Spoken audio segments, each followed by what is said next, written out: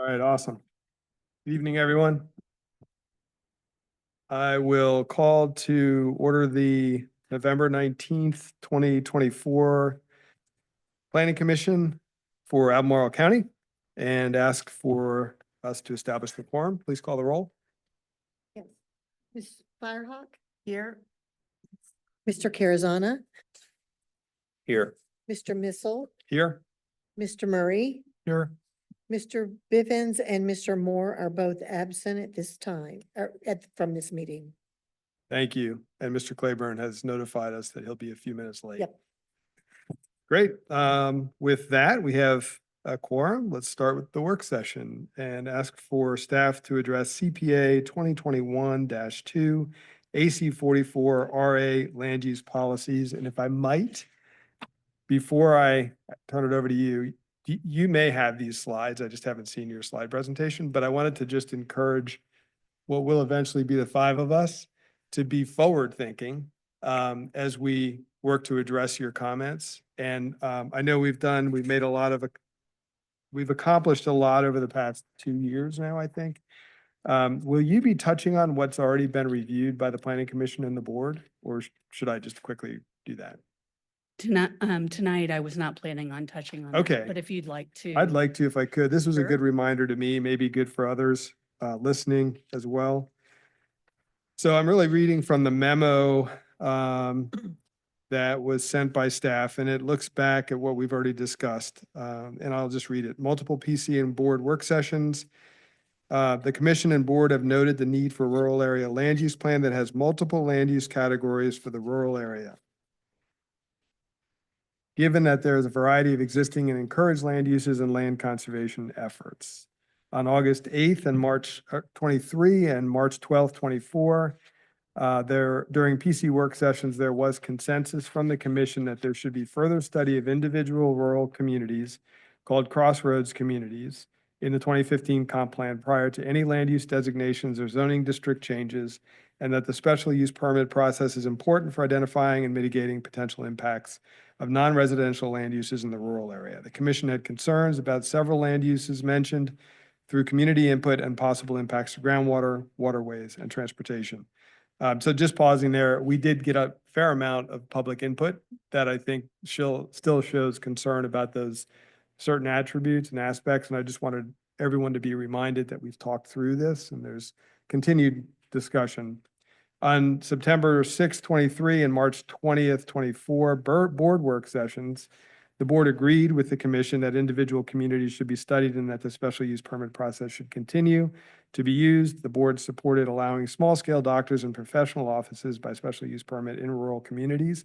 The board was concerned about the feasibility of businesses in the rural area, especially in less traveled locations. And then rural interstate interchanges, as a reminder, on August 8th, 23, during a PC work session, there was consensus from the commission to have an action for future small area plans for the Shadwell, exit 124 and Yancey Mills, exit 107 rural I-64 interstate interchanges, prioritizing Shadwell. The commission did not want to specify which land uses should be recommended, as land uses should be identified during the small area plan process and could include no change from current uses or potentially uses that support agriculture. September 6, 2023, board work session, the board agreed with the commission that there should be a small area plans for Shadwell and Yancey Mills, prioritizing Shadwell. The board noted there are a variety of other small area plans that also need to be completed. So I hope that was helpful. Didn't want to just listen to myself talk, but it was a good reminder for me. So with that, all you. Thank you. I'm Tanya Swarzengerber, Planning Manager with Community Development Department. Here to talk to you about the AC 44 Comprehensive Plan, specifically the rural area land use, the policy and tools tonight. Just as a reminder, we'll be focusing on just policy and tools, not getting into the goals, actions, objectives. That's next week or December 10th, right? Yes, December 10th. So tonight we'll focus a little bit on community input themes and then give you a little bit of rural area context. We'll go over the updates from 2015 comp plan to this comp plan, and then review preferred uses and non-residential uses and go over the upcoming schedule. And again, this is just a reminder that we'll be focusing on the land use approach, rural communities, and rural interstate interchanges tonight. And these are the direction topics. I believe these were given to you in the memo that y'all received earlier this week. And this slide will also be repeated at the end of the presentation during your discussion.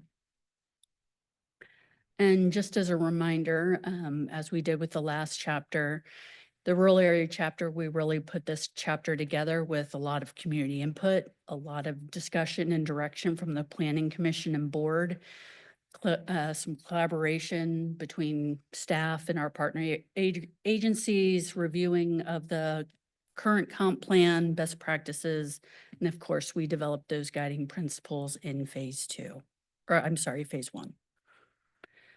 So looking at the community input themes that we did here for the rural area specifically, really fell under three categories of protect and restore the natural environment. And then focusing on those rural communities that already exist.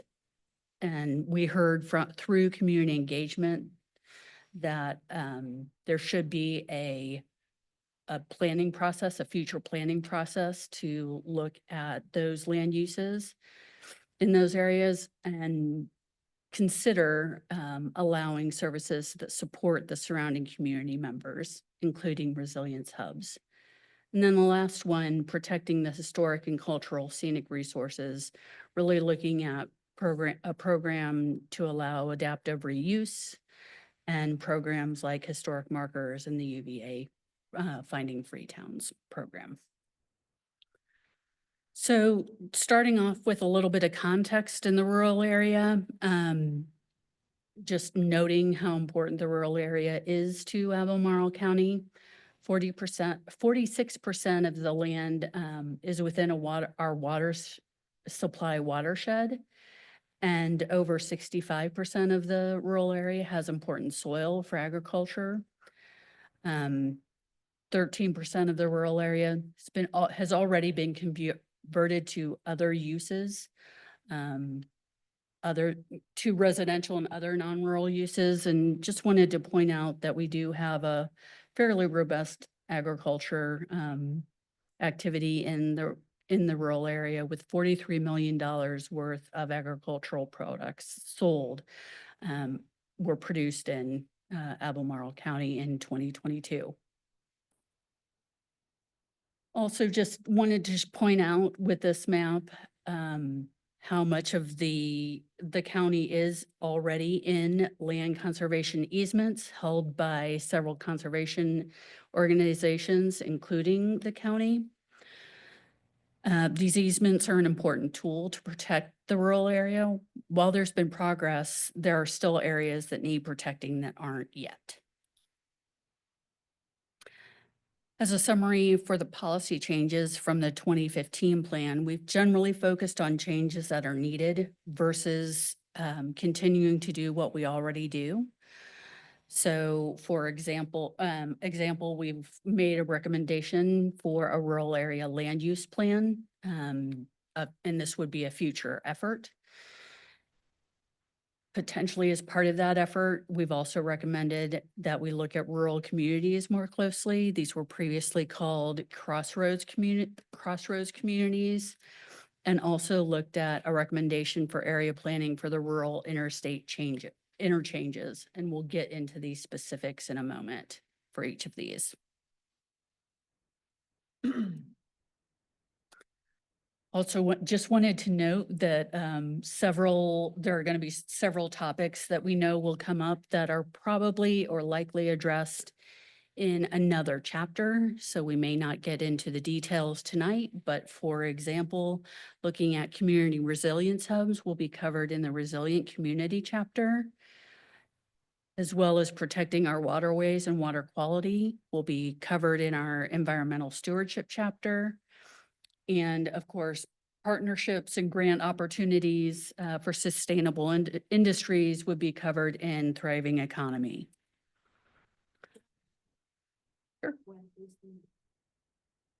Pull your mic. Sorry. Sorry. When is the stewardship chapter scheduled for us to look at that? I believe it's December 17th. It's middle of December. We'll go over that calendar at the end. Okay, Yeah, actually the next one we're gonna do is environmental stewardship. Is that what you're asking about? Yeah, I'm just, there's another meeting on the 10th, but we're not doing it then, you're saying? Yeah, the 10th, we're actually gonna do the second half of this chapter. Okay, And on the 17th, we'll start a new chapter. And again, we're not gonna try and split, we've been working, or we've been trying to do these land use ones, there's a lot of policy just to wrap our heads around. So we've divorced the goal statement and the objectives and actions from the policy for just development area and rural area land use. The remaining chapters will do policy and goals and actions on at the same meeting. okay. So environmental stewardship will be our first one. We'll do the entire chapter. No, it's important to ask this question. We have to wrap our head around it. Just to offer a quick pause, Commissioner Claiborne has joined us. Now we can get some real work done. Thank you. So again, we'll be covering some transportation issues like improved transit service to rural destinations in the transportation chapter. So more to come. Agriculture, forestry, and conservation play an important and long-standing role in the environment, heritage, and economy of the county, and these are the preferred land uses in the rural area. These are the same land use priorities as in the 2015 comp plan and are the same land uses we encourage with this comp plan. Along with agriculture, forestry, and land conservation, other land uses may be appropriate in certain locations in the rural area. 43% of our population lives in the rural area, and while we don't necessarily want to encourage new non-residential uses, we do want to support our residents that already live there. These supportive land uses carry forward recommendations in the 2015 comp plan for Crossroads communities, which we are calling rural communities and AC 44. Any of these new non-residential land uses should be furthering either a rural area goal or a broader county priority, like supporting agriculture and forestry, supporting surrounding communities without generating additional development, like our country stores, small offices, post offices, or should develop with adaptive reuse. These uses could also be low impact outdoor recreation or potentially utility scale solar, which we'll discuss further in our resilient community chapter. We heard that recommendations for rural communities should be included in AC 44, including encouraging adaptive reuse and historic preservation and land uses that support small scale businesses and services for surrounding community members. We also heard that any land use or zoning changes should be tailored to an individual rural community and involve community engagement. As is the case today, the majority of non-residential uses in the rural area would still be by special use permit, which requires review by the PC board and can include conditions to mitigate impacts.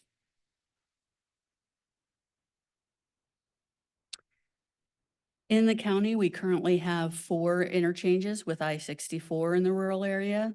And through this process, we heard that 2 need further study, those being Shadwell and Yancey Mills.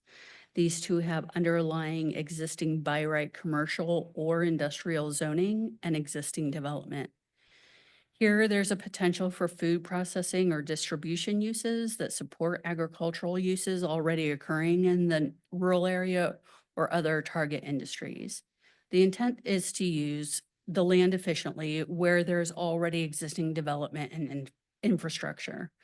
Nothing will change with this comp plan, but we are acknowledging that these areas have existing development and zoning in place and should be studied further. This map really highlights the variety of land cover that we have in rural area and helps us to understand how nuanced the land use is for the rural area. Currently, we show this as all one color on the flum, but there's much more detail that could go into it. This really is furthering the recommendation that we need a rural area land use plan. So with that, I'll go over the calendar. So we just discussed development area land use with you all last week. We'll be talking to the board tomorrow about the same topic. And here we are tonight talking about rural area land use, just the tools and policy. Come back on the 10th to discuss actions. And then we will be going to the board for the entire chapter after the first of the year. And then environmental stewardship will pick up with y'all in on December 17th, and the entire chapter with the board in January 22nd. And I just say, as part of that thing, I know one of the things we heard from you all is the need to have separation between your all's discussion and enough time to get something to the board. So we're trying to honor that. So with that, this is the slide with the direction topics. These are the elements that we'd like your feedback on, and let us know what your thoughts are. Thank you. Great, thanks. Great report. It's a lot to chew on. Why don't we just start with some general questions? I think I have Commissioner- my general ones. I don't have any general. You don't have any questions. overall questions? Luis? I have some more specific ones as we get into. Okay. Commissioner Murray? Just specific things. Okay, that's easy. That means you had a really great presentation. Great. I'll take that as a win. So why don't we start with the first topic? Does the chapter provide sufficient recommendations and context for updating the county's zoning ordinance related to the rural area land uses? That's a pretty big, broad question. So why don't we go back, and who would like to start the discussion? Anybody? Well, I can start if you like. Sure. Can someone put up my handy map? Give me just a minute. Okay.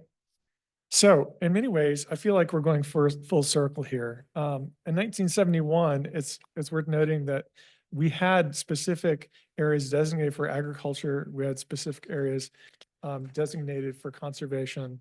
And so I think this is, as we look at this, I think this is a very handy thing to look at. That in many ways, we're talking about going back to a really good idea that we had in the past. Somehow in revisions, this has gotten lost. I think one of the big things that I hear from the public as a matter of concern is that there's, when you talk about country stores, I think we're all good with that. When we talk about like other kinds of offices, there's a lot of ambiguous language about some of the other uses, and I think that makes people very uncomfortable. And so I think there needs to be a lot of clarity around that and guardrails. And I can't remember exactly how you said it a moment ago, but you talked about, guidance that there would be specifically uses that support the rural area, that support the goals of the rural area, like sustainability, support of historic resources and cultural resources. And I think if we could enumerate those things and put those there as guardrails, so that we know we're not just talking about any kind of office space, any kind of, small shop, that we're talking about things specifically that meet a set of predefined criteria.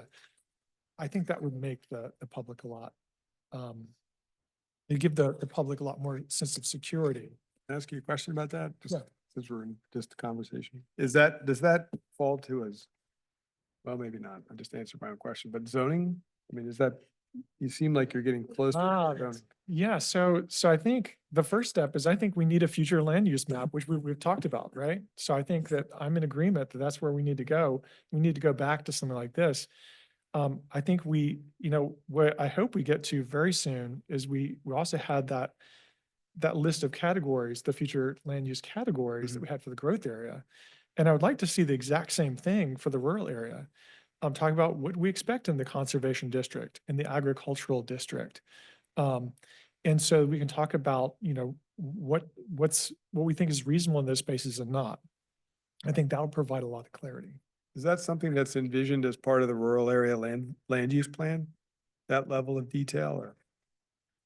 You mean something similar to what we have in the development area where we really have all the different colors on the map? Yeah. I think that at a certain point, yeah, we are talking about doing something.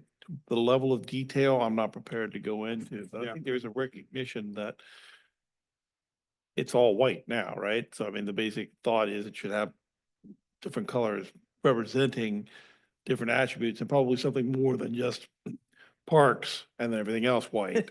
So to what the different groupings are and to where crossroads communities and what that would constitute and that type of stuff, I don't know where we're going to end up with that, to be quite honest with you, Lonnie. Oh, no, I expect that'll be a process, right? And I'm fine with the process.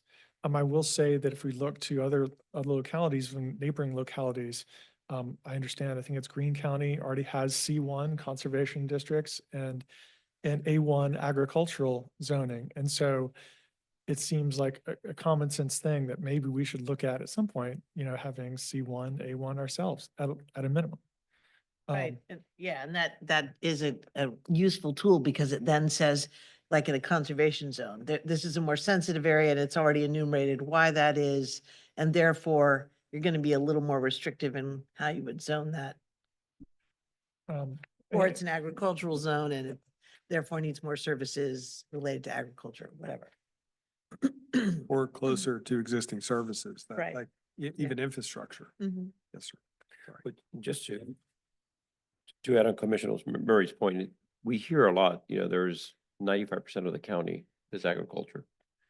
And it's this green map. And so I do think, and I'm in complete support of this and what you're just showing is a representation that when you start taking in critical slopes, parks, watershed areas, prime agricultural lands, they're not all equal. And when you start looking at that 95% starts to shrink. Yeah. Pretty quickly.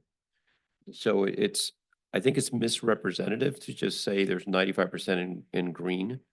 Because people take that to think, well, we have all this land that we're not using. Well, Right. a lot of that land you really can't use for development. You certainly wouldn't in good conscience. So I do think that is an important step that I'm certainly full supportive of.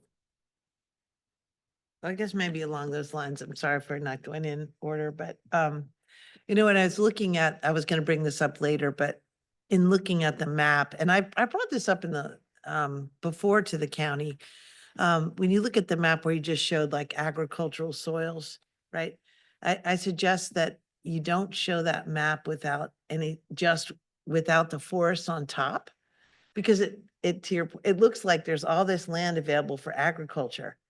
But it's really not colonial days, so we're very unlikely to go out and clear a forest and get rid of the stumps so that we can start laying out farm fields. So, yeah, right, that's another discussion. But, I think, what I suggest, I've given the county in the past in their GIS maps showing this is high value forest cover, this is the ag soils, and this is high value forest cover. So you can see what's left, what's already open space that's high value ag soils. It gives you a more clear picture of what's actually available if I wanted to go out tomorrow and start, putting in some corn or something that And then there's also just different classes of agricultural soils too. So like, Yeah. maybe you only show the prime highest value ones. But I just think that we could do a lot more justice with our maps. If this is indeed information that's gonna lead us to future plans, Mhm. that we could be much more specific. Claiborne, Jim? Curious, thank you for the presentation. I'm curious if you could share a little bit about staff's discussions around tourism in the rural area. And, you know, we're winning awards and I don't think that's going to slow down. And so I'm curious about staff's discussions around tourism, wineries and so forth, and how that might impact, excuse me, or planning, if you will, for the rural area.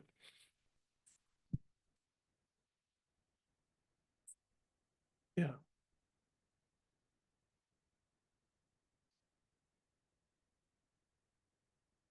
I apologize. Tori was supposed to do our presentation this evening, and she's out with COVID. Oh, no. And so, Oh, good. Hey, good evening, Ben Holt, Long Range Planning. As Michael noted, it's kind of a team effort tonight, but we have had conversations about different uses in the rural area. Obviously, agritourism falls under the umbrella of agricultural uses, so that is supported and encouraged within the rural area. We're also having ongoing conversations with our zoning ordinance update. So there will probably be some more changes forthcoming with the zoning ordinance update, but none specifically that I can speak to. If you have any particular questions about those sort of discussions with agriculture or agritourism, Thinking of like transportation, for example, how does that start to play with how we're thinking about transportation and the networks out there in the rural areas for, and I mean, that's just one example, right? Like if we're driving people out there for agritourism, do we have the infrastructure to begin to support it? sure. And honestly, I don't feel qualified to speak to that to the degree that our transportation team could, which they will address when we talk about the transportation chapter. And again, this transportation chapter will be divided between the rural area and the development area. So you will get more specific information about the rural area at that time. Yeah. Thank you. I do think you bring up a good point, though. And I think there's several points in here where I understand these topics can be discussed in other sections, but I definitely would like a little bookmark, like a see also transportation, over here.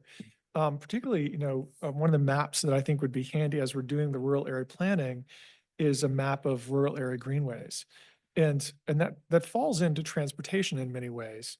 But I think it's handy for here. So I think understanding where recreation is already occurring on Albemarle County roads is handy to know when we're looking at the rural area map about where those recreational opportunities exist. So, having those cross references there in those different spots. Can I just back us up one quick second, just I'm sure staff is clear on this, but it sounds like we have consensus around the need to create a map or maps that provide more clarity and specificity when it comes to uses, right? Yeah, what's that actually available. What's available. Also, the benefit of identifying natural resources and infrastructure that might help with potential development in those areas. Okay, just wanted to put a bow on that. Getting back to the question too, whether the chapter provides sufficient recommendation and context for updating the county zoning ordinance related to the rural area land uses. I think that, at least from what I can tell, primarily relates to page 5. No, sorry, 3.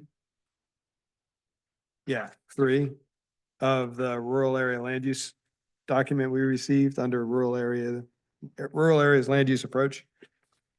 And on the right-hand side of that page, it talks about future updates to the zoning ordinance, the rural area zoning district, potential new permitted uses in the rural area zoning district should be evaluated based on the following considerations.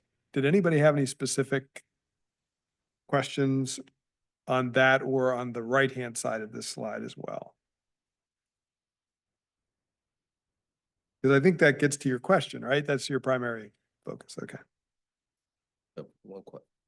Sorry, Mr. Chairman, I do have one question. I'd love for us to talk a little bit about the bullet that talks about, I lost it. Oh, discouraged residential growth and development and the related demand for increased public services.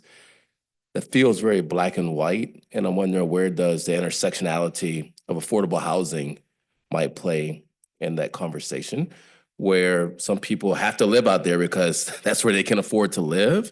So how do you balance not driving a ton of growth there, but not just striking it off the docket in terms of the ability to live there, right? So I'm curious what my fellow commissioners, your position is on that.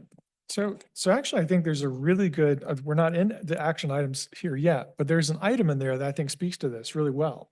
And now I have to find exactly how it's phrased, but it talks about limiting the parcel size.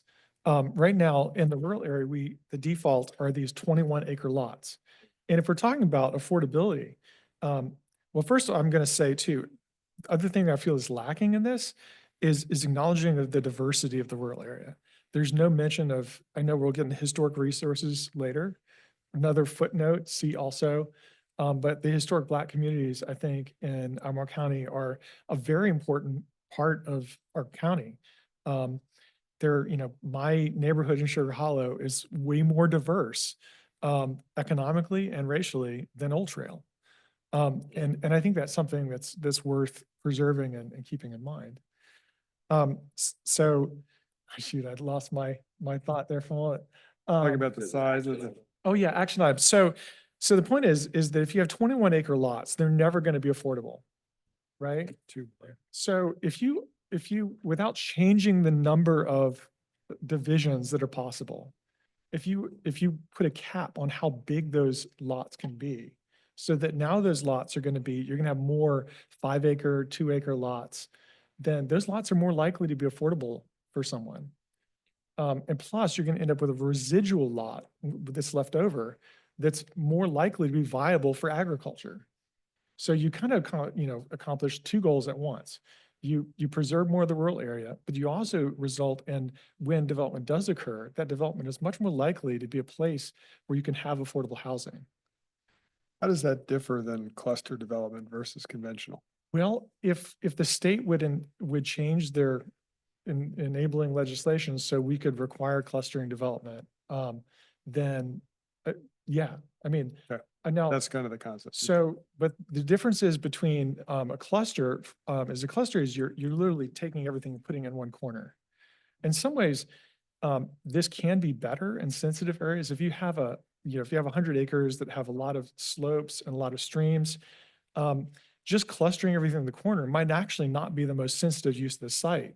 You may actually You want. can put them in different sections. You don't have to put them all in the corner. Yeah, Bundoran, Correct. Ordinance doesn't require that. not that Bundoran is an affordable housing place, but No. that is one example.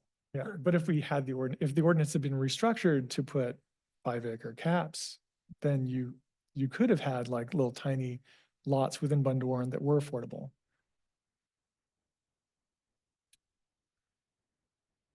Well, I guess I have, this is kind of Yeah. I hope it's not a non sequitur, but one of the things that, and this, there is something in the goals and objectives that gets to this, and I know we're not talking about that tonight, but I have a concern about the ability of someone to apply to, say, like, take their barn and make it an event space. There was almost an application that came from my district, just west of Batesville, for a barn that had been for horses to be a wedding venue. And this is, I know marriage is important, but weddings had nothing to do with agriculture. It doesn't have to do with the rural area. It wasn't a winery, right? So had nothing to do with agricultural production. And it's kind of like a loophole in our code that anyone can kind of apply to have an event venue on their property, even if it's not a winery or a brewery or whatever. And so the action that the staff had put in is, this one is saying like only for a historic building, to change that. It's a strategy to say it can't just be for any building. And that the thinking there, I think, is probably that it would help protect historic buildings by giving them a new use. Yeah. But I would hate to think that every old barn in Albemarle County can now be a wedding venue. And so my question is whether we need to, is there some language or way we can say in our rural area chapter that we're, the whole rural area is not open for wedding venues, or something about stronger language about appropriate uses that respects the neighbor's, expectation of a peaceful existence, you know? Yeah, I think that brings a couple of questions to mind. So there is the encouragement of adaptive reuse, Right. which is what you're bringing up. And particularly if they're historic properties or just older buildings that we want to encourage to be reused and maintained. However, does that open the door for variety of different uses that are not perhaps in line with the rural areas? So I guess that's where maybe some thought of how the language of the zoning language of having the services to be in line or the uses to be in line with the rural area versus encouragement of adaptive reuse. If somehow we can marry those two. So it's not just adaptive reuse and, oh, that's great that you're Every adaptive time you reuse, reuse but something, then it must be appropriate, you Right. know? Because, Yeah. people have a certain expectation of a quiet enjoyment of their property, and all of a sudden there's an event venue going on. So I think maybe to your point, and I want to get back, if I could get back to the residential piece too, but to your point about that, there's in that bullet list, there's one that says support low impact uses to encourage the economic vitality of rural properties to help keep those rural properties intact. Preserve and enhance rural landscapes, supporting historic resources, supporting. So I guess as you think about, if we go to we think about venues, are there, and if I understand this is what staff's goal is there enough language in there to be able to guide that future discussion? Or is there a bullet or some kind of additional language that we should Yeah, I put in don't there? know if there is. I don't get it from that. I don't have the answer. Okay. But if there's some way we could couch it in terms of traditional uses or I don't know, something that gets at maintaining that current character and of the place as it is Yeah. without. well, we have the language that it has to be agricultural use or in support of agricultural activity, right? I'm paraphrasing, but Yeah, I mean, I think we have the goals of the comp plan, right? Yeah. When you say that we're encouraging conservation, we're encouraging protection of historic resources, protection of natural resources and agriculture. And so the question is when you have these applications, it's almost like you can translate into that to a checklist, right? Is this in support of agriculture? Is it in support of conservation? Is it in support, and so I think when you get particularly more than one check in the box, then you can say, well, this is something that's appropriate. So would, for example, the board look differently then on someone's application to take their mansion and turn it into a 5-bedroom hotel? With another barn using, the 5 additional units, to get up to 10 rooms? Mm. There's no agriculture going on there. Maybe it helps them not have to sell their farm. But it's not agriculture.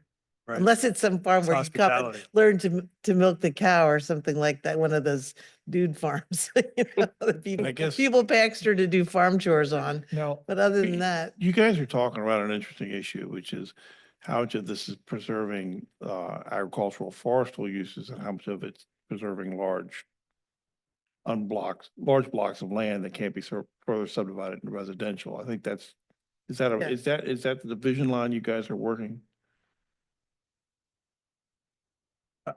I mean, I'll speak for what I think we're trying to get to is, there was something pretty specific brought up, wedding venues. And we're trying to bring it back to the comp plan language to see if there's enough. it's specifically there so guide, that is when there we- enough guidance in here? That's Yeah, right. So that when we move to specific items like that, we have that language that we can Mhm. reflect back on Mhm. and lean on in the comp plan. And I'm sorry if I wasn't clear in my question. I'm just saying, so, okay, you have those types of uses, whether they are event spaces, wedding spaces, you know, days on a farm for, maybe they're doing horse training or something like that. And you are sort of like saying, okay, maybe I think what I'm hearing you guys talk about is, so maybe those uses are okay if they to check 6 boxes out of the 10, or if they sort of advance certain goals, or maybe don't advance right, others. like if it's helping someone keep their farm going and it's related to agriculture, like, horse riding or Yeah. something. But if it's just having weddings, for example, that's not necessarily supporting agriculture there. It's just some of the people who brought these forward were not actually involved in farming. So Yeah. I they mean, just I- wanted to make money having weddings. So, I'm just trying to, I'm just yeah. asking for a probing question here, because the flip side, that's definitely one criteria to Mhm. maintain a Right, farm in its working state. right. Another might be to maintain a large, estate. Carry the cost of the large estate. Yeah, as opposed to needing to parcel out that estate. Yeah. The new generation comes in, it's not quite the same thing for them. They want to parcel out the estate and sell it on. But if you could give them some sort of economic use on that property, they might be able to keep it from being parceled out. So I'm just kind of curious to hear what your Yeah. all's thoughts are on this. 'Cause I tell you what, it's a lot easier to say, hey, this is something we need to solve than to like sort of parse through all the different aspects of it. It's a struggle for us. yeah, I'm a little bit less on the, because subdivision is always an option. I mean, anyone can always claim, as long as they have division rights, they can always say, oh, well, you have to allow this because otherwise I'm going to divide it whether they really would or not. And so that's not a claim you can really use effectively, in my opinion. There's got to be something more than that, I think. Something that legitimately supports sustainability, agriculture, the items that we've already identified as the goals of the comp plan. Now I mean, for me, one of the things, just narrowly speaking, like, I've always been shocked by the fact we have all these historic taverns in Albemarle County. It just seems to me like a no-brainer that if you have a historic tavern, it should be allowed to be a tavern. I mean, so I think there's some things like that we should just fix, because if you have a tavern, why shouldn't we allow it to be a tavern again? I mean, What, I don't know if we're gonna answer this. Maybe we put a pin in this one for now and still, I think, for me anyway, the support low impact uses, low impact, right? We're very broad. What does that mean? Yeah, How do you maybe we should define low impact? Not now, but maybe we Yeah. should define low impact a little more. Yeah, or, maintain, maintain and enhance land for working farms and commercial forestry operation. What's a working farm? Is it a vineyard? Is it a working farm that actually wants to then have a wedding venue, or how does that all play out? I think there's more detail that we could get into, but probably not here, I'm thinking, if you guys agree. And are you Um, directing us to try and bring that into the comp plan now? I think I'm hearing you say that. Bring what, You were asking these questions, and I think if I'm hearing you correctly, you're saying that what you are looking at now, let me ask it more neutrally. What you're looking at now, does it meet the goals that you're talking about, or is it still too vague for you? this I think would be, well, I think it's probably vague, but I don't know if the comp plan is the right place to make it more specific. I see. Okay.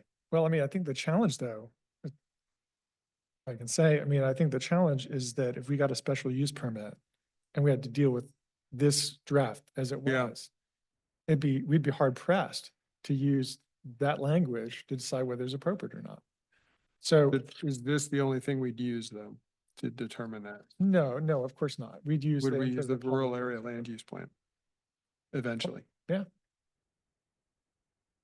And I think that's probably where you can get dive a little bit more into the nuance of it. So I think the tension here is you're creating language that talks about agricultural use or supporting agricultural use. But then there's other uses, as Commissioner Firehawk, Brent, well, what if there's a bed and breakfast that you want to create? Is that an agricultural use?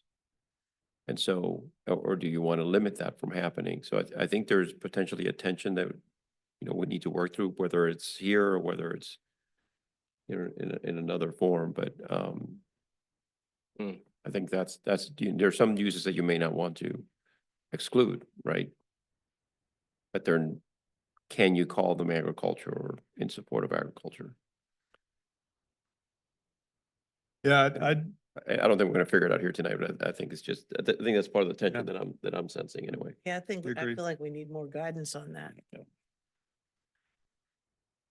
No, I think this is connected back to the question that you asked before about affordable housing, because you have to be careful. One of the reasons that we have housing that's affordable in the rural areas, because there's not a lot of other uses allowed. And so the more other uses you allow, whether it be additional residential uses or commercial uses, you're increasing the value of that property. The moment that property has more uses, more things you can do with it, the more valuable it becomes. That's why rural land is less expensive than growth area land. So that's a thing to consider, that balance, too, about making sure that we don't give so many new uses to rural area land that becomes unaffordable. I think it's good that you bounce back to that, because I was going to bring us back to the question of residential in the rural area. I think that's one that maybe we should discuss a little bit. There's a statement in here, number 3 on the next slide, or right, one of those slides you had, discourage new residential development. Pretty much specifically says that you discourage, and I think I'm not sure if that's intended to mean holistically, like it's just, or if there's a side benefit to, by discouraging it in the rural area, you're encouraging it more in the development areas. And so I'm not quite sure what our goal is in that statement and whether it's actually accurate or too specific. And if I can just add to that, and how is that manifest? So how do you discourage? So what tools are you using to discourage that development? Yeah, and Lot divisions. We restrict how much you can divide. I would assume the answer is not only number of lots, but housing types too. I mean, the basic premise, I think, in that is single family is on 21-acre lots or whatever the development rights they have out there. That's what's allowed, but to not necessarily encourage more than that. I think it just as a guidepost, maybe the language is too strong, but I think the intent was, I mean, I'm we talk about, I mean, it's a use that is, I guess, for those people who are farming or foresting out there, that's something that we acknowledge as something, but as far as new residential subdivisions, we're not That's really working looking to, at subdivisions. yeah, so so that maybe Bob's that house could or be something. new residential subdivisions. I think when it's we say really new residential, lot it's creation. just such a, yeah, broad. so it's so broad when we say residential, because maybe we may actually want to encourage certain types Yeah, of in certain a areas. residential development in the rural area.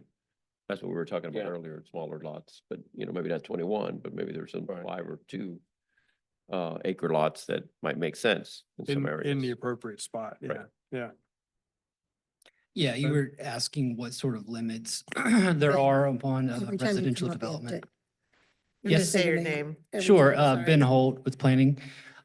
You were asking about what sort of aspects or requirements limit residential development in the rural area. The first is the number of development rights, which goes back to what was allocated onto specific properties in 1980 by the zoning ordinance. So when somebody subdivides the property, they have to determine how many development rights there are to split up that property. Also, we obviously have the 2-acre lot minimum out in the rural area. And some of that is for practical purposes because most of these properties will need septic fields. Mhm. So a well, so water and septic, and it requires a certain amount of land, specifically with the drain fields and a drain field reserve. So that's part of why we have that 2-acre minimum. The other thing is discouraging public water and sewer within the rural area, both to keep infrastructure costs down and to discourage sprawl. Mhm, mhm. And also not paving roads is part of that too. Yes, because that's another requirement is you carve out a parcel for residential use, you also have to have driveway access too. So VDOT has to approve that. Yeah, I mean, I agree with everything that you just said, and it's interesting that number of development rights onto parcels back from 1980. this is, I probably should know the answer to this question. Has that ever been discussed? Is that ever going to be revisited, or is it sort of frozen in time forever? I think you mean further reducing the amount of development rights that might be in that people have access to now, Or increasing or development? rights? increasing them? I don't know. I just. I'm not curious. aware It's of like- those discussions. So, Okay. so I would not be in favor of increasing or necessarily even decreasing, but I do think the system is extremely arcane. The fact that some, residents have to send a letter into the county to have a research study done to determine how many development rights they have, how many divisions they can do is a little arcane. So I think, we could look at redoing the system, and maybe it comes out as an average with some winners and some winners and some losers. I But don't know enough about it. but I think, figuring out like certainly we can do some math and look at the number of letters that we've gotten in the past, 10 years and say, what is the average number per acre of development rights that parcels should have? And then correlate them with, the new districts that we're forming. Mhm. And say, well, this is, in the new districts, this is how many development rights these districts are going to have. And we'll still be left with roughly the same number of division rights remaining in the rural areas we had before. That would be the goal. But we wouldn't have that arcane system anymore. Obviously we'd have to honor anyone that already submitted, had a letter in hand that said, this is how many division rights you have. But I mean, I think I would love to see some way to get away from that arcane system. I do think, still going back to the affordable housing thing, there's two different applications that are kind of like working their way through the system for trailer parks in the rural area. And the thing that troubles me about both of them is that neither one of them have the development rights to do what they're claiming they want to do. But I could see a situation where if someone came forward with an application, they said, listen, if we had an equivalency that said like, one division, right, for a single family home equals two trailers or something like that, or we could say the footprint of this trailer park would be less than the overall footprint if we made the same equivalent number of, single family houses. That's something that maybe we could consider, right? I mean, that might be, you're still preserving the rural area in the same amount. You're providing for affordable housing in a way that's kind of difficult to provide it now. So, I mean, I think there may be some play there, something that we could. Isn't that Lonnie, isn't that just a cluster subdivision at that point? It is, but do we have an ordinance that would allow a cluster subdivision for trailer parks? Well, in a cluster, you can modify your lot sizes. They don't have to be of a uniform size. They do have to be a 2-acre minimum though, right? I don't know. That's a good question. If you're doing a cluster subdivision, you can vary the lot width and depth. Less than 2 acres with septic. Okay, Well, it's not allowed. right. Private system or something like. I was thinking maybe a private, I don't know. I think we're down to a level of minutia on that question. But yeah, you could creatively arrange the lots and make them smaller so that you could crunch them down to one part of the property and have a lot more land available for conservation and agriculture or whatever. But I mean, the point is on a sort of general scale, though, I think that there are win-win opportunities where we can perhaps have opportunities for affordable housing and also have conservation, more conservation than we're getting now. It's interesting in the, getting back to the discourage new residential development, just kind of circling back. And I think what Mr. Barnes, you said, that maybe that's too broad and that there needs to be more clarity on what that. Maybe you actually could say means. it's just discourage residential subdivisions.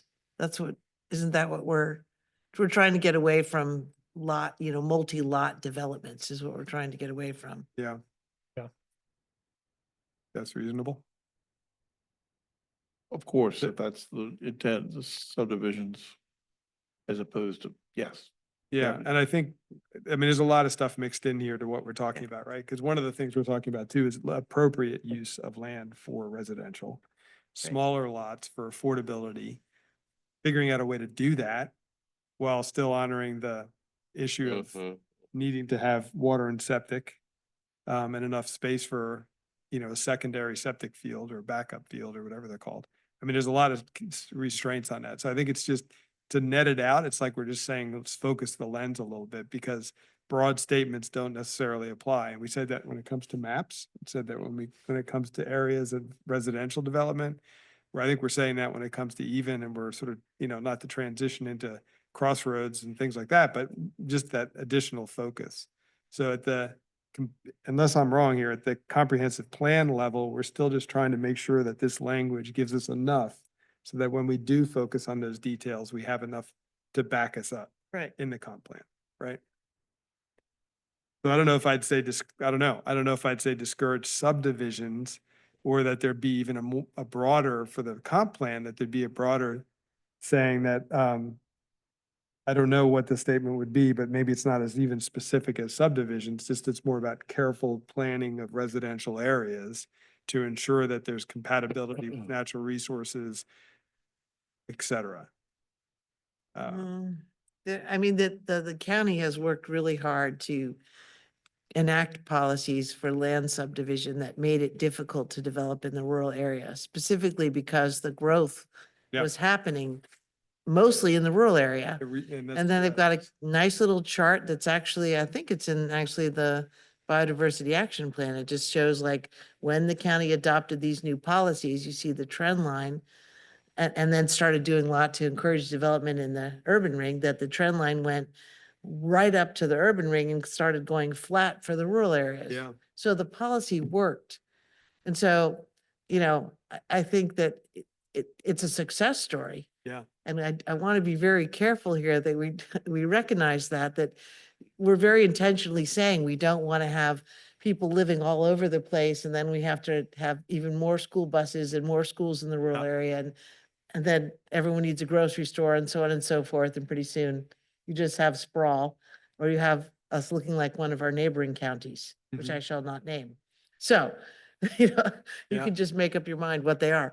But, I want to be very careful here that we recognize that our strong sort of anti-sprawl policies have been fairly effective. Yeah. In our county compared to others, and we don't want to back down from that. Yeah, and I think that, it's also not just about what we're trying to just, but I agree. I think there's metrics, like when, the metrics of like the bulk of single family, the bulk of new residential units, we want to encourage those to be in the development area. And maybe that's the way we say it. We're trying to encourage residential units to be in the development area instead.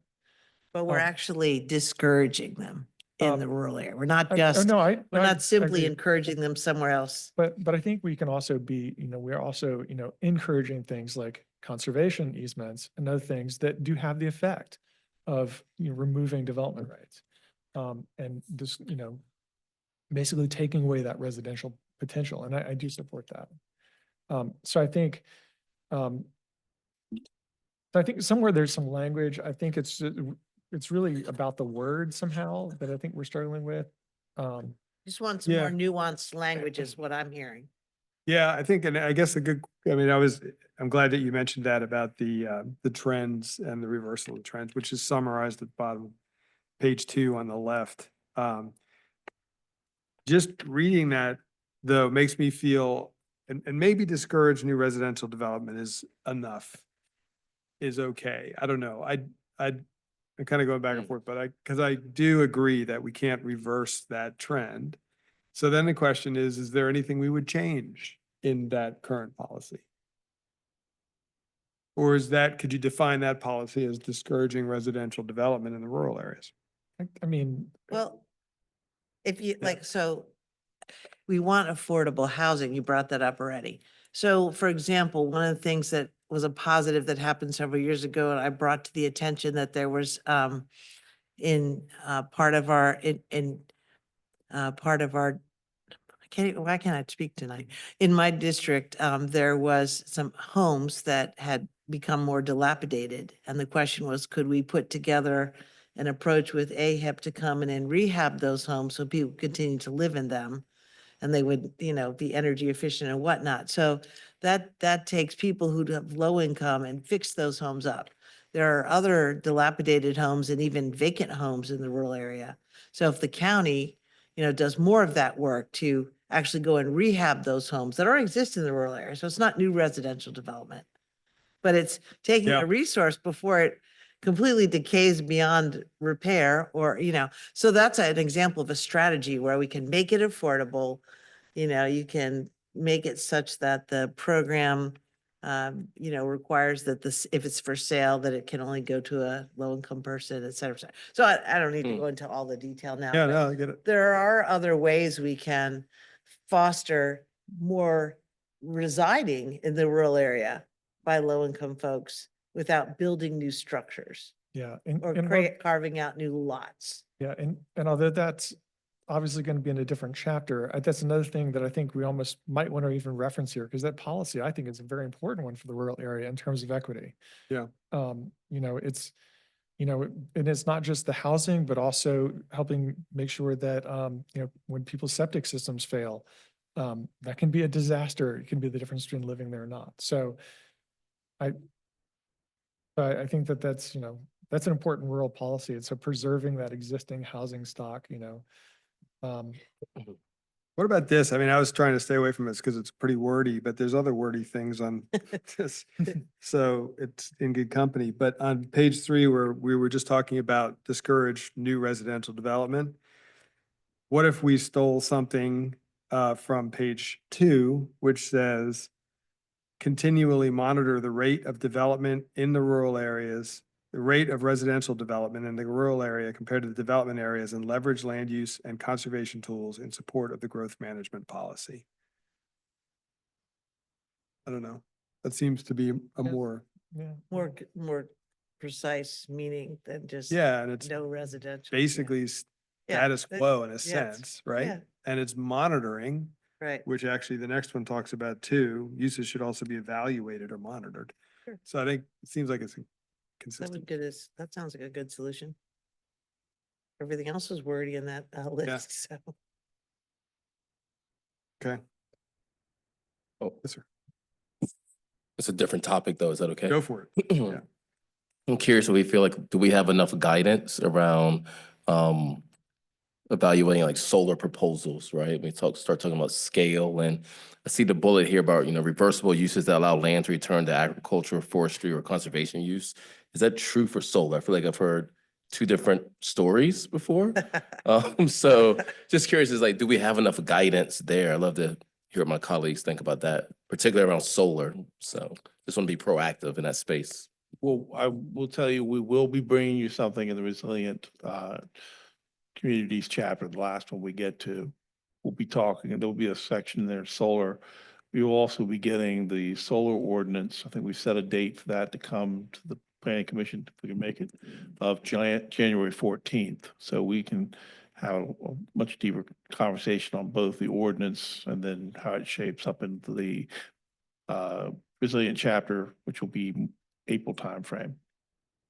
But to your point, I think it's a good one that it seems like there are topics that cross into rural area discussion, right? And that's one of them. Another one might be transportation. Another one might be large lots. I mean, there's a lot of things that we're going to be visiting in other chapters that come back to this chapter. How do you reconcile that? I think one of the things we're talking about doing is sort of having a parking lot of issues and sort of sit on to the side we may have to deal with at the end, come back and talk about this. Got it. No, this is not a perfect way to, this world's complex and nuanced, right? Yeah. And so a lot of issues bleed across each other. We've tried to create somewhat of an artificial distinction, but putting some of these things in their chapters so that you can sort of like focus on that aspect. I think you still have to hold some of those ideas that are going to be in a separate chapter, make sure that they work with this chapter. And if they end up in the parking lot, we need to figure out towards the end, we can come back and adjust this chapter as need be if we're missing something. Yeah, I Parking strongly, solar.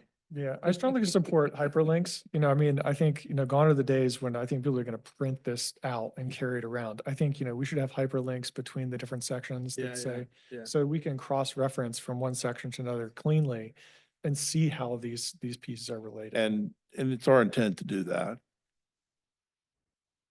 I think that parking space for solar is at 1.2 that you have. Where you say develop local standards, so we don't have the standards, right? So that's why. I'm calling it a parking lot, Yeah, but we yeah, have the there you go. standard. So develop local standards for renewable energy projects in the rural area that make these projects possible while protecting forest and other important landscapes. And I think we need that rural future land use map as well, because I think that's going to be a piece of, you know, where is solar appropriate? And I think that that map is going to help guide the places where solar is or is not appropriate.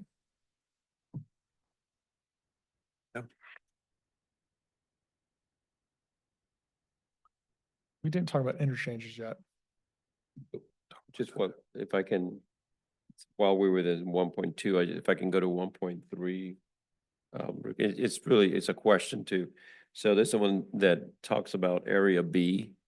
And for those that are not familiar with area B, there's a tripartite planning map. It's area A, B, and C, the county, the city, and the university. That talks about developments within area A, B, and C. They all have different conditions of approval and so forth. And so this one states, coordinate with the University of Virginia on recommended land use for area B in the rural area. So when I read that, I was kind of looking at our map at UVA, that work at UVA. There's only a handful of properties within the university land holdings that are within area B in the rural. It's like the Davis Farm, the Milton Air Force or Airfield, Fan Mount. I mean, it's a handful of small areas. So I'm wondering exactly where this, you know, where the county is going with this, and are you thinking about foundation properties, which would be, there's a lot more of foundation land in area B, or there's a lot more of foundation land in the rural area. But Yep. area B wouldn't apply to foundation. I'm wondering if the county's getting the foundation and the university intermixed there. Because area B doesn't apply to foundation properties.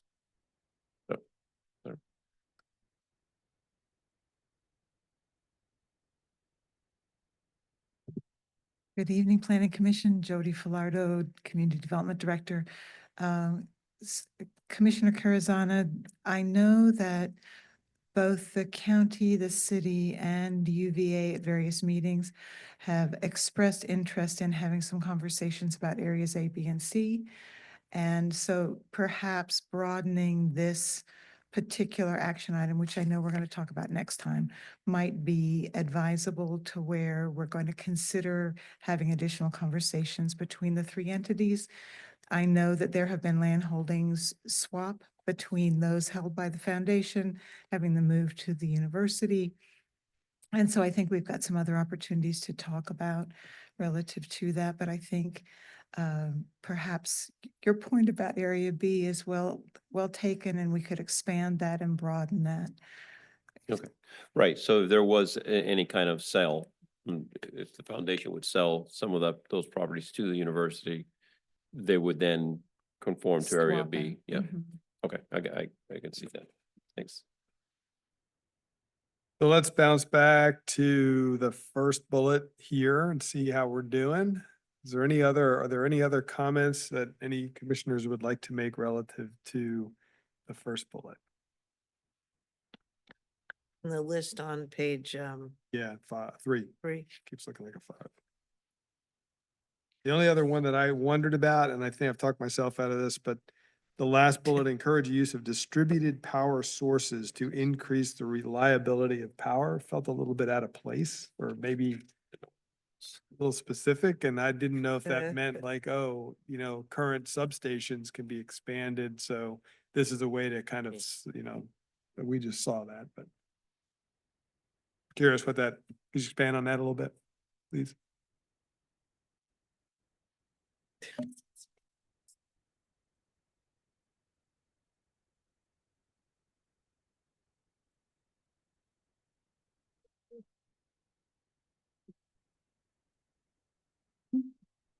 Can you repeat the question, please? Yeah, I'm just curious, the last bullet, encourage uses of distributed power sources to increase the reliability of power. Why is that on the list? I guess it felt a little bit out of place. I mean, that goes in the resiliency chapter. Yeah, maybe, or, I'm kind of looking at my colleague because I asked about this bullet at 1.2, thinking that maybe it was a bit that. And I think we are definitely wrestling at staff level with the solar. I mean, it's a major issue in our community right now. I think Was- we've got a good ordinance we're what gonna be it is? bringing to you, will sort of like help bring some definition. is that solar distributed power source? Yeah, I mean, I think they're talking about was a lot of Okay, the, I was thinking more like substations or Virginia Power or Dominion. Once again, Jody Filardo, Community Development Director still. Um, Thank you. Distributed power, can take many forms. Solar is one. Small nuclear power is another. I think part of what has been informed, or what is informing some of that particular bullet, had to do with January 3rd, a couple of years ago, where we had Mm. no power for a week, and particularly the rural areas were hard hit. So some of what we're looking at is resilience centers for the rural areas so Okay. that people have a place to go Got it. to charge their phones and things like that. But Okay. we'd also need to create a power source to power those resilience centers that may be independent of other power available through traditional grids. So I think that was more the intent of Okay, that. to have reliable power in the rural area for In outages case and of emergencies. emergencies Okay, and things like Yeah. that, yes, okay. yeah. That was I'm kind of the way for I, that. I'm not for what I thought it was saying earlier. No, Yeah, it's when not it's- for So- growing substations everywhere in the rural area, no. So is that one of the resiliency hubs that you're? That you is the, talk that about? is the intent, because with Yeah, like the microgrids Resilience and Hub, things. we're hoping to have places for people in the rural area to congregate, much like the Yancey Community Center served the Mhm. community when we had no power, where people could come congregate, find heat, cooling, a way to charge their cell phone. Yeah. So that's more what the intent was there. Perhaps if you have any other maybe language suggestions that Yeah, would make that I more think it might need to clear. be reworded. It's Yeah. confusing. yeah, I mean, I would encourage that, because that's kind of, when I saw the word reliability of power, that was where my mind went. So I Okey-doke. would think, because I don't see resilience mentioned in this, So, might be a good way to maybe take it away from just power to other things like you just mentioned okey-doke. and broaden that category a bit. Thank you. That's helpful. All right, should we jump to whether the recommended non-residential land uses that are on the primary rural area land uses, agriculture, forestal, and land conservation are the appropriate secondary land uses to include? I wonder if we already covered some of this, right? In Yeah. our earlier conversation about appropriate, whether we can have a venue or. I guess the only one I thought of is like where it says low impact outdoor recreation. I Mm. was thinking maybe like trying to be, well, it says outdoor. I'm trying to like, sometimes I use the words nature based. So by that I mean, and maybe that's not an artful term, but like versus like say a putt course that's outside. Oh, yeah. You know, Mhm. like it's low impact and it's small, but it has nothing to do with that location because it could be at a shopping mall. Like something that is germane to, needs that outdoors environment in order to be enjoyed. Yeah, and I think about, there's, back when in Southwest Virginia, there's areas along the New River Trail where you could rent bicycles.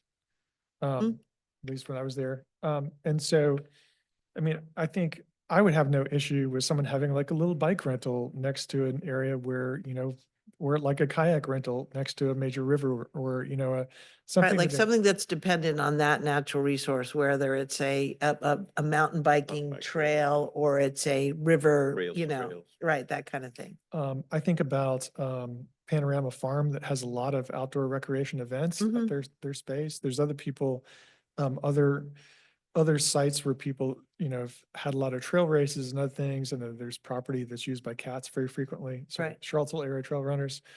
And so I think there's certainly ways we could do a better job to sort of support and acknowledge those recreational uses that are Yeah, there. so maybe slow impact, land-based outdoor recreation. I know I'm getting a little wordy or nature-based, but something that distinguishes that from just recreation happening outside. Like you could do drag racing outside, right? But it's Yeah, not what we yeah, want. mhm, Yeah.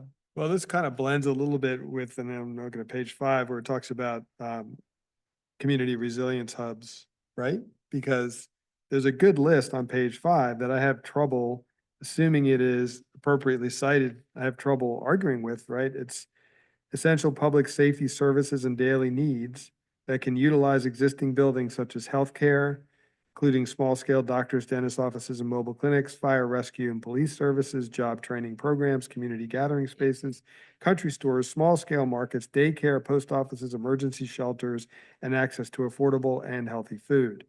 And I happen to live right near Crossroads Store and Yeah. spend way too much money at Dr. Ho's. But I will say that that little hub right there, that little, I don't know if you call it a crossroads, but it's been great for Yeah. somebody who lives Yeah. 12 miles outside of the city. I've saved a lot of miles on my car Mm. because of that. And it's got doctor's offices and it's Yeah. got Right. place to eat and it's got a fire station. And when there was the power outage, we got bottled water brought to the Mm. fire station. We could go get that and take that back to the house. So it was really helpful. I guess I'm wondering how that blends with non-residential land use is appropriate for the rural area. I think that's a list, right? And what we're saying is that it depends on where those go. You don't want to just Yeah. plot that kind of stuff in the middle. Right, like you wouldn't put the Crossroads store just anywhere. Yeah. You Exactly. wouldn't put it down in Howardsville, for example. Although I will say, and maybe I'm wrong on this, there's a picture in one of these that shows the Crossroads store and says that it's, here it is, the last page, existing commercial uses within historic buildings. Oh, I know, I saw that. I thought, don't think "What? that's a That's not-" historic building. I wondered if it was 50 years old or something, and that's why you said that. Yeah, I mean, it was 'Cause a like, historic area, but the eh, building's long gone. That was actually there. Yeah, it's kind of a facade, but it's not. Yeah.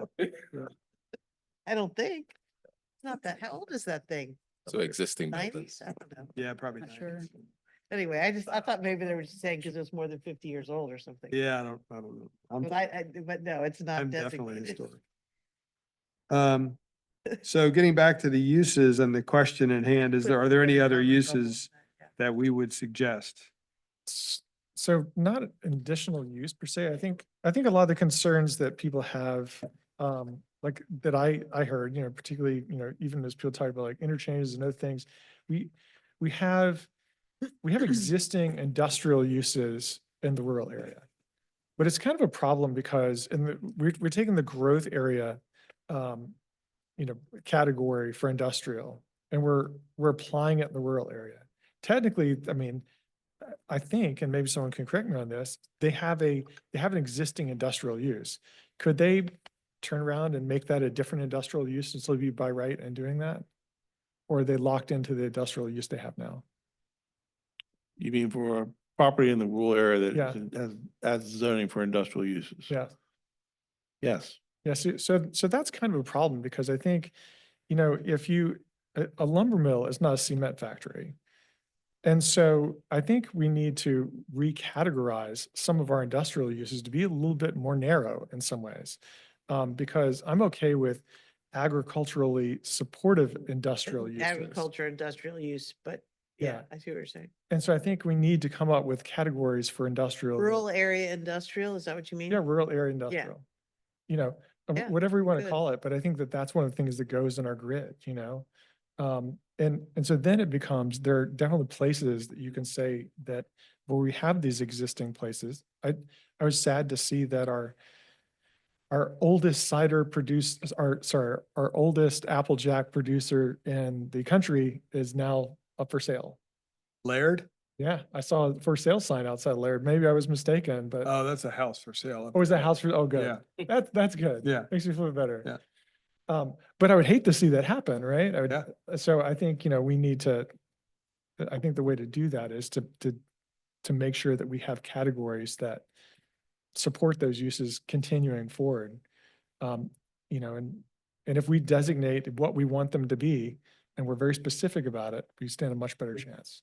And look at them through the filter of what's appropriate in the rural area. So, I mean, we've got, I keep referring to where I live, but we have two lumber companies right near Laird.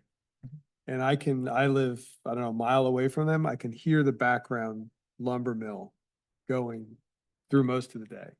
So just thinking about how that impacts the rural area, and I'm not complaining, I mean, it's something we just live with, but it is a use that's appropriate in the rural area, but thinking about the consequences of having those uses for the rest of it, the historic districts or whatever it is important too. Yeah, I mean, I think, having lumber mill is great, but what happens if like this, we're not gonna do the lumber mill anymore. Like Dow Pharmaceutical has said that they would like to have a plant Yeah. here. Whoa, that's, Right. that maybe we should not be in a position for that to happen.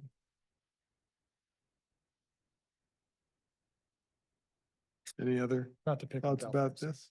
I would say one other thing that, that we had gotten comments from the community about, concerns about the, Shadwell. And what's the other one? Yancey Mills. Yes. And those are gonna be covered by small area plans, right?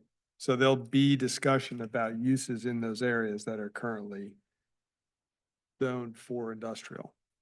Future discussions about Yeah, this. but we should have some guardrails. I think having some guardrails in those conversations ahead of time, like we've discussed today already, would be helpful and help reassure the public.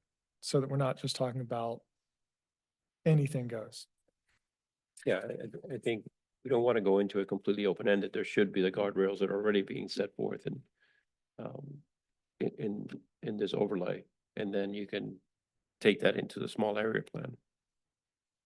I do have one concern though. I mean, and maybe I should have brought this up at the beginning, but my concern is just that, are we going to get to a rural area plan? Hmm. I mean, we have a backlog of small area plans for the development area. I understand why we went that route, because the county feels it can't stop and, whoa, you're right, we should do more detailed work for the rural area. But we can't fit it into this existing comp planning process now. So we're gonna have a rural area plan. But I'd really like, we're not the deciders, so I get, we're the recommenders. Yeah. So I'd really like to see a more cogent strategy for how are we going to get that rural area plan? When is it proposed to occur? Is this gonna be a decade from now? That, okay, we're finally, we got this list and we're gonna finally do the rural area plan. Whoops, it's time to do the comp plan again. I'm just really concerned that, I think if we did a good job on it, and which I assume we would want to, that it would take some time and it would take some resources, and that the board would have to budget for that. So this is a perfect segue to the third bullet, Okay? because the third bullet directly addresses the rural area land use plan. Is there, I mean, I don't know if this is realistic or even would make a difference, but is there some additional bullet there that talks about adding resources to ensure that this is done within a 3-year time frame or something to that effect? Maybe it could be a strategy, Yeah, like to actually speak to that, where yes, we're going to do it as a county. yeah. We're going to put resources towards it for facilitation, for data gathering.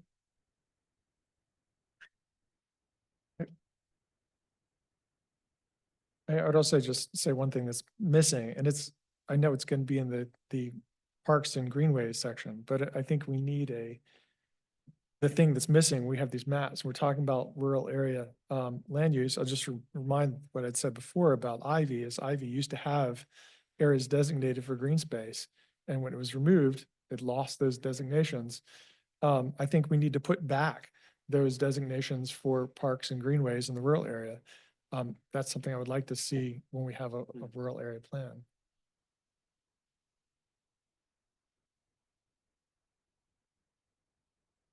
So I'm just looking through action 1.1, the bullets, recognize multiple geographic areas, check, right? We talked about that. That's the one size doesn't fit all. Second bullet, provide recommendations for protecting rural area to maintain and enhance land for working farms, commercial forestry operations. I don't see anything in there, and I mean, maybe there shouldn't be anything in there, but is there, we talked about existing industrial uses, things like that. Is there anything that we would want to have in this rural area land use plan that addresses that use or similar uses?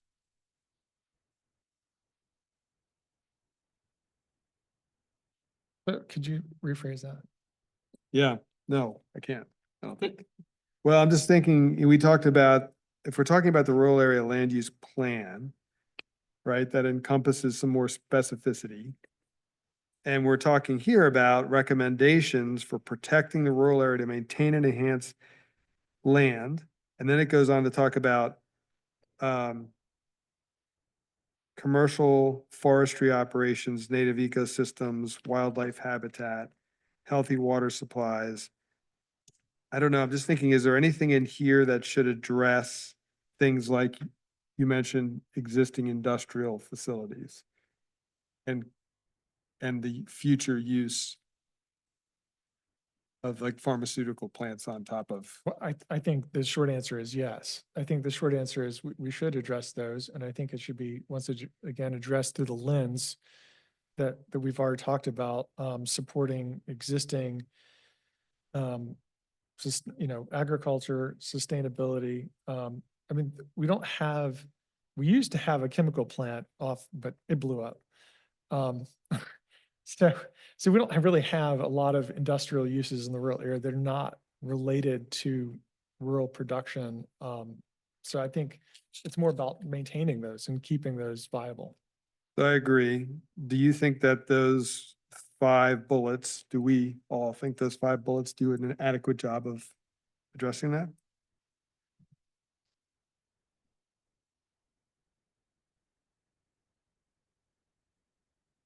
Maybe it's in other objectives too, right? I think, Yeah, I think, I think your point's well taken. I mean, there's been a fair amount of discussion about some of the commercial uses. If you're doing a land use plan, you probably want to identify those properties that have that quality. So Yeah. I think it's points well taken, probably a bullet we need to add to this. You said it better than I did. but I mean, Just elsewhere, rephrased it for you, that's all. elsewhere it talks about places for, canneries, food production and store, food processing and storage. I mean, those are all uses that I would support. I mean, even expansion of those uses and in the right places. Just to stay in the bullet 3 here and what's missing. Oh. I was moving on to another. Oh, thank you, Commissioner Carazana. I just wanted to bring to your attention something that we've been wrestling with as staff and that has been presented to the various board members as well. And that is reuse of existing or dilapidated structures for a business that is not necessarily tightly coupled to agriculture or forestry, but that would result in the rehabilitation of an existing Yeah. building and would bring crafts, a kind of crafty, not sly and crafty, but arts and crafty use to the rural area.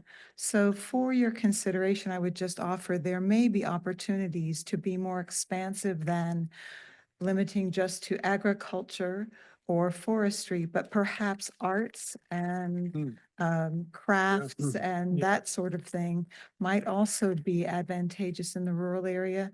And in particular, this one use that we've been approached about and right now can't support, given everything that is existing in our code, we would like to support because we think it will bring advantageous traffic to the rural area, will bring adaptive reuse to an old building that's falling down, and will actually support another adjacent building with more traffic that's a little store out in the rural area that I think could benefit from more traffic. So as you all are thinking about some of these things, perhaps arts or crafts using locally produced crafts or something along those lines, you might want to consider as Mhm. you're discussing all of this too. Well, I think that gets, we specifically talk about historic resources, but that chapter is actually like, it's actually not just historic resources, it's historic, cultural, Yeah. and Cultural. scenic resources. And I think, arts falls into cultural resources, right? So to the degree that the rural area, we have a section when we talk about that chapter and we get into historic, cultural, and scenic resources, things that are in support of those, including the arts, Mm. then I think that I'm in support of that. This may be a good hyperlink use too. Thank you. I just have a question while you're there. Can you Yes. be more specific on not what particular application you're talking about, but what in the ordinance prevents it from happening now? The particular use that these folks were trying to do was not an allowed use in the zoning code. Oh, I see. And so we tried to kind of Yeah, we tried to strong arm it and make it fit, and we just could not make it work the way our zoning ordinance is written now. And I of see. course, we'll have another opportunity when we come back to y'all on the zoning ordinance, but just understanding that having just agricultural and forestry uses in the rural area may be too narrow if you want to accommodate some of these cultural uses, and typically we've tied cultural uses and historic together in the rural area. And you may not want, you may want to do that, or you may not want, you may want to talk about doing that, because this particular use, it seemed as though each board member was supportive of the particular use, but it did not tie historically to the place these people were trying to go. So I see. you may want to provide for some, on that checklist, I think you'd mentioned before, Commissioner Murray, about perhaps we have some additional things we add to the checklist that would cause this thing to be acceptable to you all and we could then bring it forward rather than just tightening down agricultural and forestal uses. Well, I mean, and as you can attest, having lived in Batesville, a big part of Batesville is its art and music scene. There's a lot of really well-known musicians, a lot of really well-known artists. That is part of the rural area culture as well. And I think, if we're talking about supporting the rural area, that also means supporting rural area arts and culture. So, Okay. Thank you. Thanks for bringing that up. Yeah, I mean, items like that and, obviously community input, I mean, those are super valuable because it helps us think through the reality of what we're doing. Yeah, and there's like, that made me think of a situation we have in Howardsville where there's a Methodist church. It's a registered historic property. It's completely empty. It has no parking. So the churchgoers stopped going there about 25 years ago because they can't, there's nowhere to park, and it's on a steep little hill. So older people can't park next to it and get into the church. So it just sits empty. It's been offered to the community for $1. We can't afford it because it needs a lot of renovation, but like, we don't know what we could use it for Yeah. under the zoning code.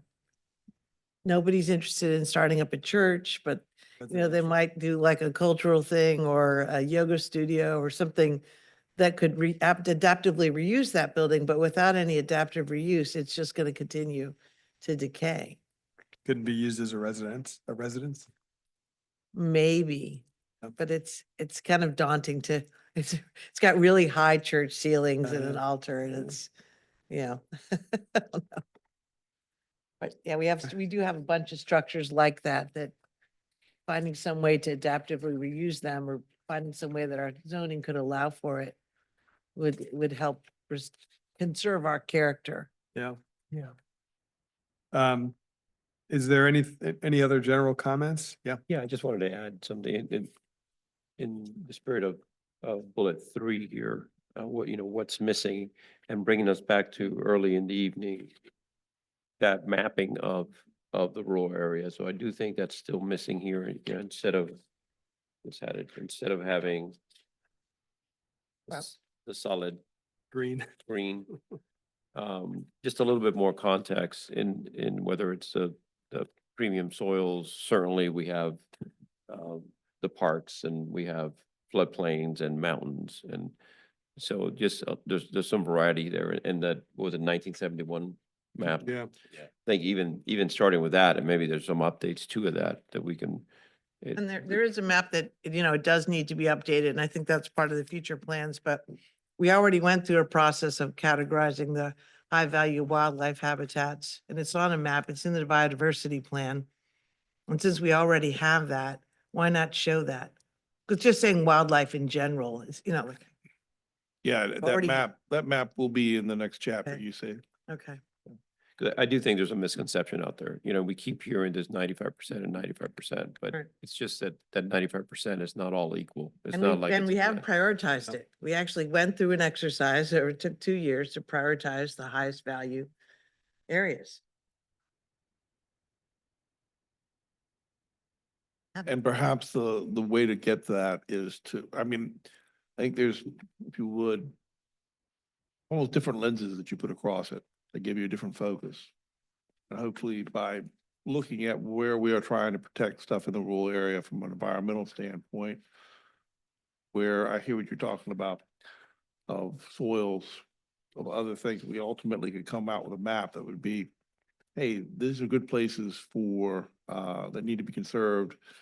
And I guess the theory of the thing is, out of that, you would net some areas that might be better for more human Mhm. uses, I Yeah. guess, The correlate, yeah, the opposite.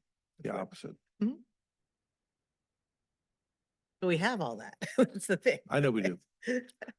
But it gets forgotten as we have staff turnover and changes, and people don't know about that, and, Sort of related to that, but there's a point, I did want to pull a point of concern. It was in one of the action items, but I think it's still, there's several comments about it that we got. There's some, VDOT, did you say? Sorry. there's some, one of the action items, there's some comments that we got. Got, sir. on in email, you mean, or? Yeah, Okay. and one of them was about setting conservation, a target for conservation. Yeah. And that was particularly vague to me. It wasn't clear whether you're talking about like an upper limit to the amount of land that was conserved, or is this a goal for how much we want to conserve from where we are now? So I found that vague. Also, that conservation easement map is really misleading, because as I pointed out before, there are different kinds of conservation easements, and they don't all conserve the same things. So some conservation easements protect historic resources. Some just simply preserve open space. And some preserve natural resources, specific natural resources. So we can't assume that just because something has one of those green blocks around it, that's preserving the thing that we want to be protected. You're talking about objectives and actions now? Are you in? that? Yeah. The easement map. We Yeah, have a lot there's- of easements in Albemarle County, but it doesn't mean that all the easements are on the most high priority places.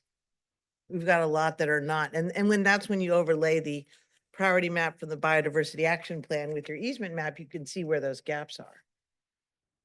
But easements are not, that's like, that's not the only tool. And a lot of people don't like easements, are not going to put their land under easement.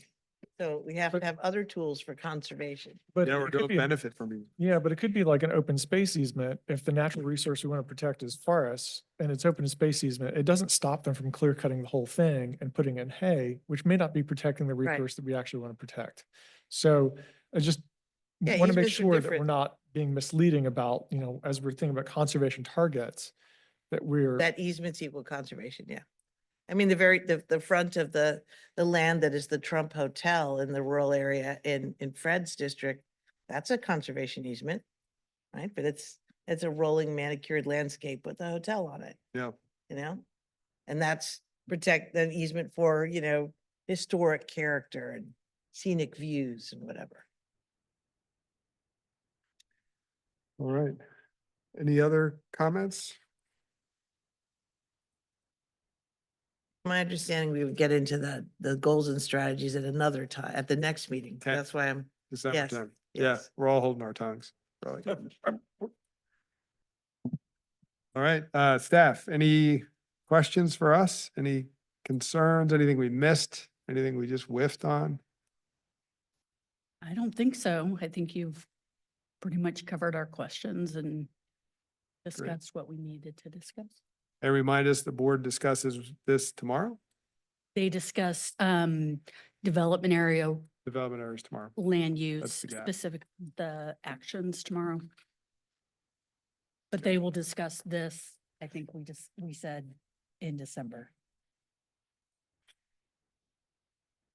No, they go to January January. Yeah, on your slide right there. yes, it is. Okay. Great, all right. Do I need a motion to adjourn? Well, if there's no other business for the commission, the chair can adjourn the meeting. All right, I will adjourn the meeting until Tuesday, November 26th, which I think is next Tuesday at 4 PM to begin with the work session. Thank you.